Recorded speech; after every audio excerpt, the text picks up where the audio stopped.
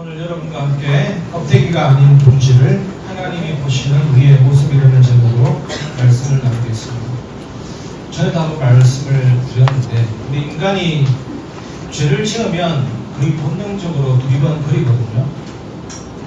그것이 뭐냐면 포람데오 그림자가 모든 사람들에게 다 들어있습니다. 신학적으로 포람데오 그림자가 다 들어있습니다. 하나님이 보신다는 그런 의식이 있는 거예요. 그러니까 두리번거리는 겁니다. 누가 보고 있구나. 그것이 살아있는 것이 양심이라고 할 수 있는데 우리가 정말 하나님 앞에서 하나님이 나를 보고 계시다. 그 앞에서 우리의 말과 삶과 행동 중요한 것이죠. 오늘 여러분이 하나님의 말씀 안에서 여러분의 삶이 온전히 변화되고 최고로 은혜 받는 축복의 시간 되시기를 주님의 이름으로 축원합니다. 첫 번째 살펴보아야 될 이유는 하나님께 가까이 가는 척 오히려 멀어지는 길입니다. 여러분 하나님 앞에서 완벽해지려고 노력하지 마십시오. 그리고 다른 사람을 심사하는 심사위원 되지 마시기를 바랍니다. 여러분 혹시 집에서 더러운 걸레를 깨끗하게 빨아서 반드시 접어서 장식장에 두는 분 계십니까? 없잖아요. 어떤 아이가 새로 이사온 친구 집에 초청받았는데 그 거실도 반짝반짝하고 부엌도 깨끗하고 화장실에는 그냥 흔적이 없어요. 너무 깨끗해요.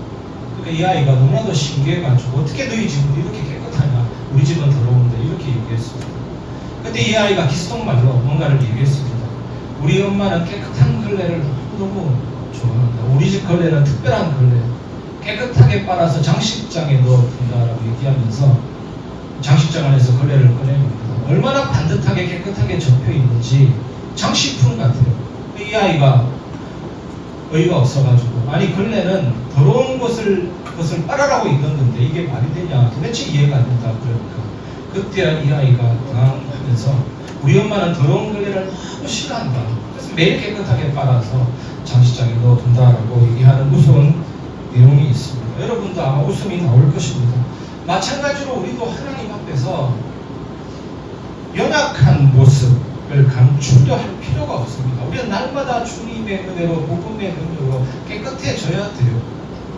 우리는 겉모습만 치중한다고 날마다 걸레를 접어서 장식장에 넣어두는, 완벽하게 넣어두려고 합니다.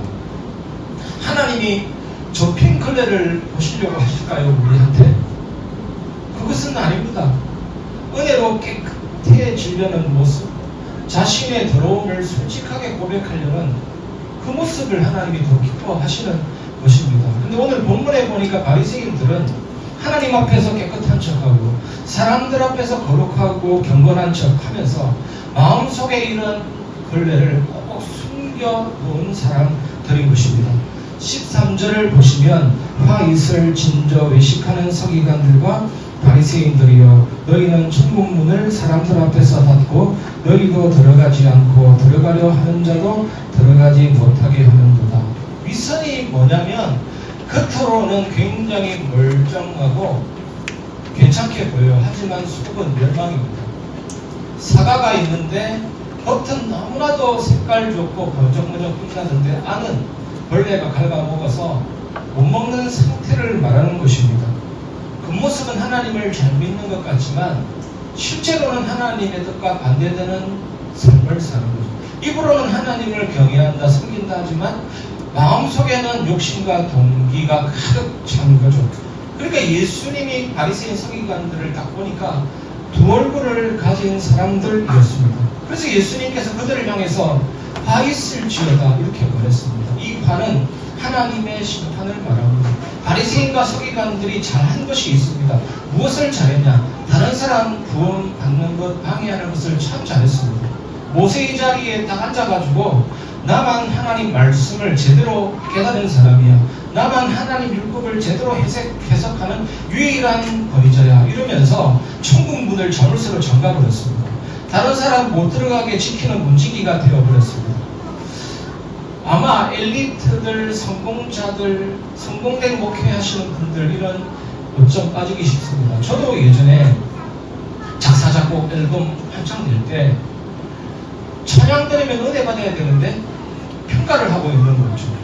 그리고 내가 지은 작품만 채우고 다른 사람이 지은 거는 뭔가 1% 부족해 보여요.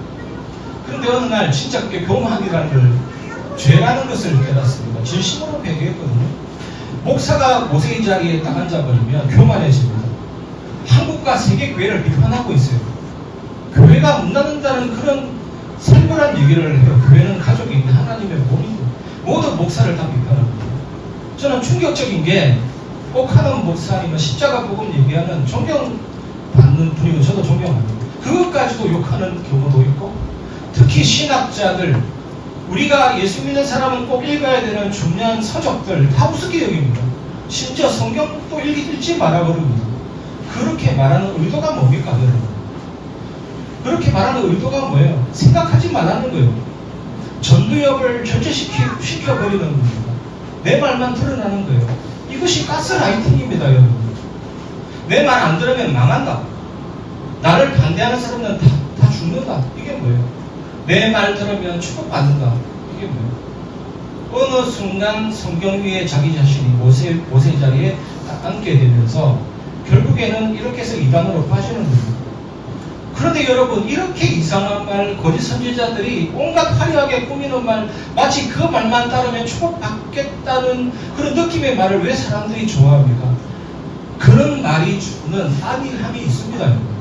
안일함이 있다니까. 뭔가 쫓아가면 될 것 같은 안일함이 있습니다. 그러니까 중독되고 가스라이팅 되는 겁니다. 그런데 여러분, 그것보다 더 근본적인 이유가 있습니다. 데살로니가 후서 2장 11절에서 12절을 보면, 이러므로 하나님이 미혹의 역사를 그들에게 보내사 거짓 것을 믿게 하시는, 진리를 믿지 않고 불의를 쫓아 하는 모든 자들로 하여금 심판을 받게 하려 하시고, 하나님이 그 사람에게 거짓 것을 믿게 하신 것입니다. 일종의 심판이에요.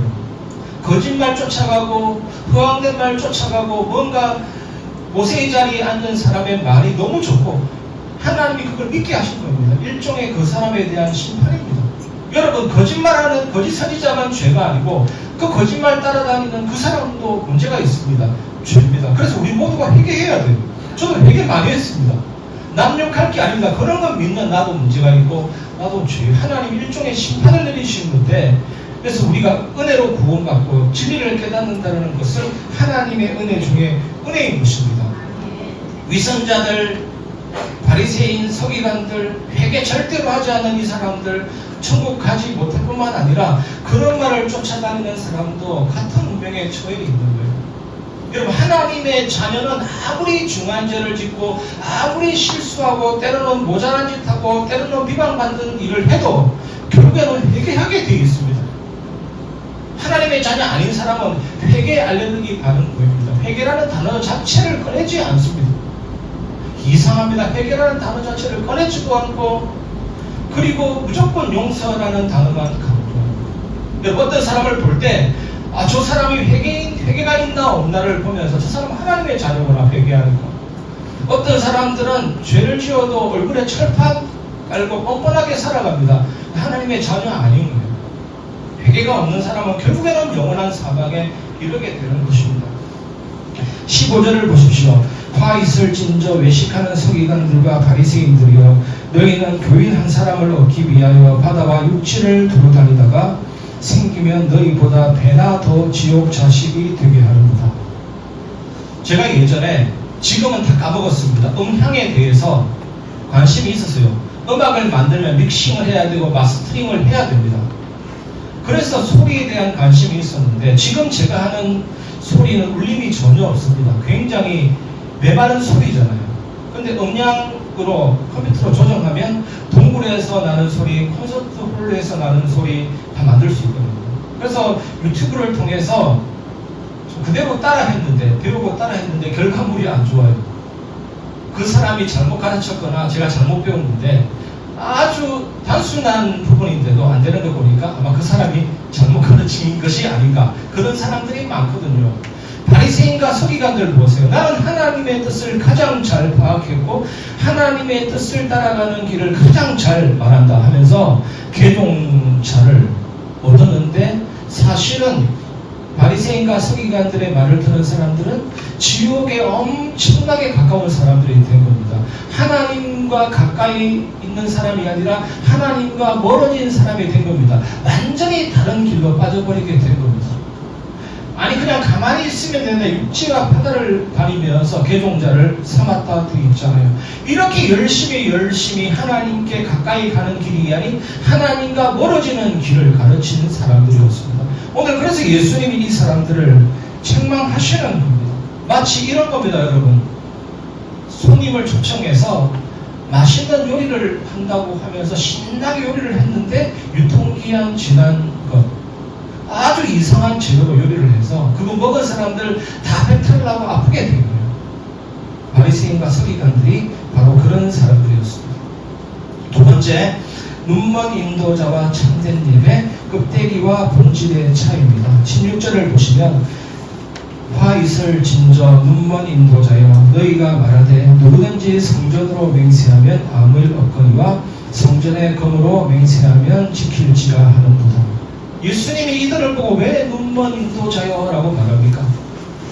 아주 말도 안 되는 맹세에 대한 규칙을 가르쳤기 때문입니다. 예수님 당시 사람들은 약속할 때 맹세를 했습니다. 성전으로 맹세하든지 성전 안에 있는 물질로 맹세하든지 했습니다. 근데 바리새인과 서기관들은 성전으로 맹세하면 약속 안 지켜도 돼. 성전 안에 있는 물질로 약속하면 지켜야 돼. 이렇게 말한 것입니다. 예를 들면 어떤 아이가 친구에게 약속합니다. 친구야 약속 지킬게 이러면 약속 안 지켜도 돼요. 그런데 이 친구가 친구야 약속 지킬게 네 손에 들고 있는 초콜릿을 통해서 나는 약속 지킬게 이러면 약속 지켜야 돼요. 무슨 이런 엉뚱한 말이 있습니까? 약속은 약속인데 이렇게 가르치니까 예수님은 바리새인들을 보고 너희들은 눈먼 인도자들이다라고 하시는 겁니다. 17절을 한번 보십시오. 어리석은 맹인들이여 어느 것이 크냐 그 검이냐 그 검을 거룩하게 하는 성전이냐. 바리새인들은 성전 안에 있는 검을 성전보다 더 중요하게 여겼습니다. 이게 말이 됩니까? 성전이 뭡니까? 하나님을 만나고 하나님을 예배하고 하나님의 임재가 있는 곳입니다. 검이 만약에 필요하다면 그곳을 꾸미고 하나님 앞에 경배드리는 부분일 뿐인데 하나님께 예배드리는 중요한 가치는 던져버리고 외적인 것에만 집착하고 있는 것입니다. 그래서 예수님이 그들을 보고 맹인이다. 이거는 단순히 안 보인다는 얘기가 아니라 영적으로 완전히 눈이 멀어버렸다. 이런 뜻입니다. 그래서 18절, 19절을 한번 보십시오. 너희가 또 이르되 누구든지 제단으로 맹세하면 아무 일 없거니와 그 위에 있는 예물로 맹세하면 지킬지라 하는도다. 맹인들이여 어느 것이 크냐 그 예물이냐 그 예물을 거룩하게 하는 제단이냐. 예수님이 계속해서 오늘 본문에 보니까 맹인들이여 화 있을 진저 눈먼 인도자들이여 계속해서 책망하는 부분이 뭐냐? 완전히 거꾸로 알고 있는 점을 계속해서 책망하는 겁니다. 하나님의 임재보다 사람이 하나님의 임재 앞에 가져 나온 그 예물이 더 중요하다고 얘기하고 있는 거예요. 이게 얼마나 엉뚱하고 이상한 말입니까? 다시 말해서 이 바리새인과 서기관들은 하나님을 경외하지 않았습니다. 하나님의 이름을 망령되이 일컬은 것입니다. 10계명의 제3계명을 어긴 것이고 하나님을 사랑한다고 하면서 하나님을 사랑하지 않은 것입니다. 그래서 예수님이 이 바리새인과 서기관들한테 반복해서 맹인들이요 두 번이나 이렇게 책망하고 있는 것입니다. 이 사람들은 아는 것처럼 보이지만 실제적으로는 몰랐고 자기 자신의 무지를 다 드러내 버린 것입니다. 오늘날 우리도 외적인 것에 집중할 수도 있거든요. 크고 멋진 건물을 보면 참 멋지다 크다 저 교회 좋네 이럴 수도 있고 또 어떤 행사나 어떤 따뜻한 예배를 보면 화려한 예배 좋구나 이럴 수도 있습니다. 하지만 중요한 것은 하나님께 예배드리는 우리의 마음이 진짜 중요한 거예요. 금보다 성전이 더 중요한 거예요. 외적인 것보다 하나님과의 관계가 더 중요한 거예요. 저도 사실 한 주간 계속 생각해봤거든요. 하나님이 왜 이 건물을 주셨냐. 이 공간을 활용해서 하나님의 계획을 이루어야 되겠는데 어떻게 하면 좋겠냐 싶어서 유튜브를 쫙 우리 규모 정도 되는 교회에 보니까 반응을 하더라고요. 그러다가 제가 깨닫게 되거든요. 우리 교회에서 가장 중요하게 해야 될 것이 뭐냐? 예배 아니냐? 하나님 말씀을 제대로 가르치고 전달하는 것이 교회의 가장 중요한 일이 아니다. 하나님의 예배, 하나님께 드리는 경배가 온전히 새롭게 자리 잡는 예단백석교회가 될 줄 믿습니다. 그 하나님이 하라고 하시는 계획이 뭐냐? 그 계획만 발견하면 될 줄 믿습니다. 그래서 하나님의 인도받는 중요한 교회로 나아가게 될 것입니다. 수요예배 때도 제가 잠시 말씀드렸는데 우리가 하나님께 예배하는 것은 마치 우리가 하늘에 있는 VIP 콘서트에 초대된 것과 같다고 생각하시면 됩니다. 이 콘서트는 우리가 관객에 앉아있는 콘서트가 아니고 우리는 무대에 올라가고 그 객석에는 만왕의 왕이시고 만주의 주가 되시고 온 우주에 동시에 임재하고 계시면서 예배를 받고 계시거든요. 그 영원하신 하나님 앞에 우리가 찬양 경배를 드리는 예배죠. 근데 하나님 앞에 드리는 찬양의 주제는 딱 한 가지입니다. 십자가입니다. 십자가. 이 땅에서도 십자가, 천국에서도 십자가입니다. 그것이 찬양의 주제인 것입니다. 예수님이 이 땅에 오셔서 우리 죄를 위해 죽으셨고 하나님 말씀을 온전히 다 순종해서 그 의를 우리에게 주셨습니다. 그래서 우리는 하나님의 자녀가 되고 의롭게 된 것입니다. 여러분 정말 여러분이 얼마나 사랑받고 있고 여러분이 얼마나 소중하다라는 것을 확인하기 위해서 거울을 쳐다보고 나는 소중해 할 필요 없습니다. 다른 사람 말 듣고 여러분의 가치를 확인할 필요가 없습니다. 십자가를 바라보시기 바랍니다. 십자가를 바라볼 때 내가 얼마나 사랑받는 존재인지를 발견하게 되는 것입니다. 왜 예수님이 그 보배로운 피를 흘리셨고 왜 예수님이 고난당하시고 죽으셨습니까? 우리를 너무 사랑하시기 때문입니다. 특별한 존재라는 겁니다, 여러분. 그래서 만입이 내게 있으면 그 입 닫아가지고 내 구주 주신 은총을 늘 찬송하겠네. 나 같은 죄인 살리신 주 은혜 놀라와 잃었던 생명 찾았고 광명을 얻었네. 그 찬양이 영원한 것입니다. 하나님이 그 찬양을 받으시고 우리에게 특별한 선물을 주십니다. 이것을 은혜라고 합니다. 여러분 예배를 드릴 때 은혜를 느끼시기를 바랍니다. 예배를 드릴 때 은혜를 체험하시기 바랍니다. 우리가 하나님 앞에 예배할 때 진짜 따뜻함을 느낄 수가 있습니다. 정말 나를 잡고 있던 걱정, 근심이 떠나가고 내 마음에 샘솟는 하나님의 힘을 체험할 수가 있습니다. 우리가 아무리 문제 때문에 힘들고 고통 가운데 마음이 쓰라리더라도 하나님께 예배할 때 하나님의 그 은혜가 임할 때 우리의 문제는 작게 보이게 되는 것이고 참된 평안함과 소망이 넘치게 되는 것입니다. 그 은혜를 체험하시기를 바랍니다. 그래서 예배는 받는 자리가 아니죠, 여러분. 여러분이 앉고 제가 서 있지만 영적으로 볼 때 우리가 다 무대에 올라가 있는 것입니다. 하나님이 높임 받는 시간이 예배예요. 하나님이 높임을 받으실수록 우리에게 넘치는 은혜가 주어지게 되는 것입니다. 예배 들었더니 막 은혜 된다, 감동 넘친다. 그럼 감동인 경우가 참 많아요. 찌릿찌릿해야 됩니까, 여러분? 예배 때 하나님을 정말로 높이니까 하나님의 사랑과 자비를 깨닫게 되고 어떤 상황 가운데서 나는 예수님을 높일 수가 있다. 그게 은혜인 것입니다. 여러분에게 이 은혜가 넘치시기를 주님의 이름으로 축원합니다. 세 번째, 감추어진 곳은 없다. 하나님이 보시는 우리의 말과 삶입니다. 20절에서 22절을 보십시오. 그러므로 제단으로 맹세하는 자는 제단과 그 위에 있는 모든 것으로 맹세하며 또 성전으로 맹세하는 자는 성전과 그 안에 계신 이로 맹세하며 또 하늘로 맹세하는 자는 하나님의 보좌와 그 위에 앉으신 이로 맹세합니다. 보십시오. 보좌, 성전, 하나님의 보좌와 그 위에 앉으신 이. 지금 우리의 간단한 말이라도 우리가 하나님께 드리는 간단한 약속이라도 하나님 앞에서 이루어진다라는 거잖아요. 우리가 간단하게 생각하고 약속하고 던지는 말도 하나님과 연결된다라는 거잖아요. 저는 이 말씀을 묵상하면서 참 우리의 말과 삶과 행동이 너무 중요한 것이구나라는 것을 깨닫게 되면서 또 한편 회개가 나오더라고요. 함부로 말하고 함부로 생각하고 함부로 판단하고 참 많은 회개가 나오고 하나님의 은혜가 필요하구나라는 것을 깨닫게 됩니다. 초대교회 이후에 교회가 세속화되고 타락하게 되었거든요. 그때 신앙의 순수성을 지키기 위해서 교회를 떠나고 도시를 떠나고 외딴 곳에서 하나님께 경배하면서 살고자 하는 몸부림이 생긴 것입니다. 그것이 수도원입니다. 수도원 운동으로 인해서 종교개혁의 시발점이 된 것입니다. 어느 날 중세기 수도원 원장이 많은 수도원생들 가운데 한 수도원생을 사랑하게 됩니다. 특별히.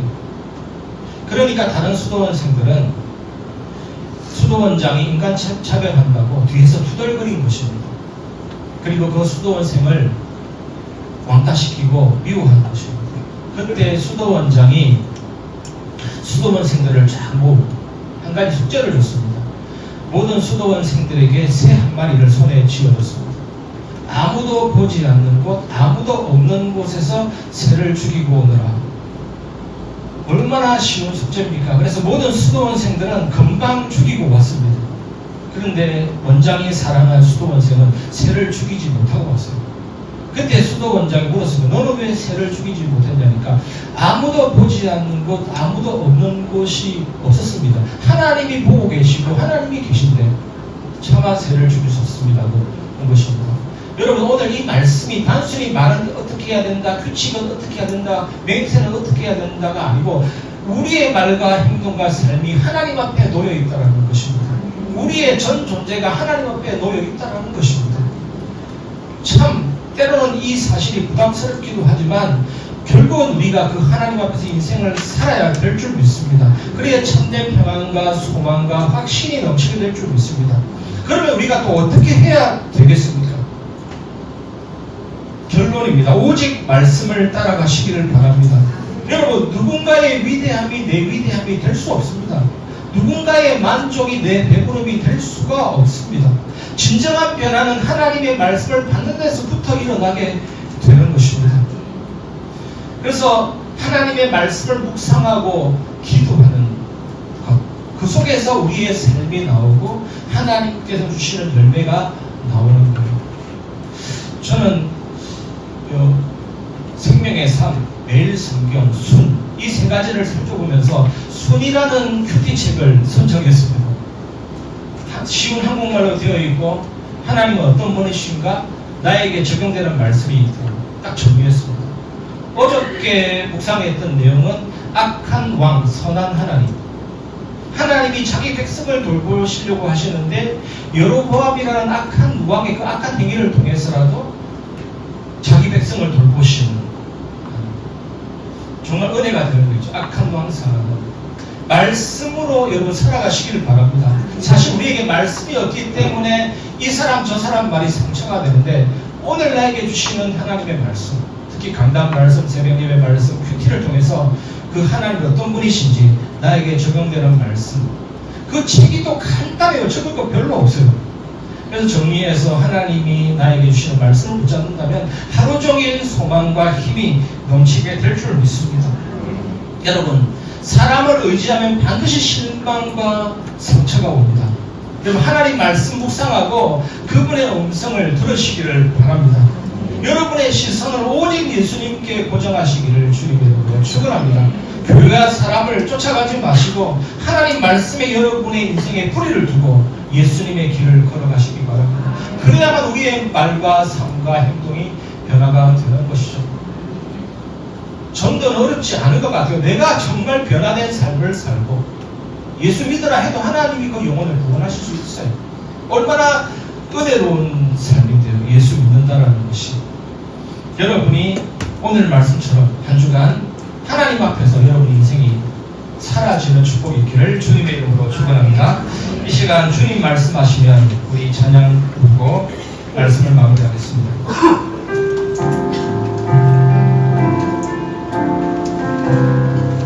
주님 말씀하시면 주님 말씀하시면 내가 나가리라. 주님 뜻이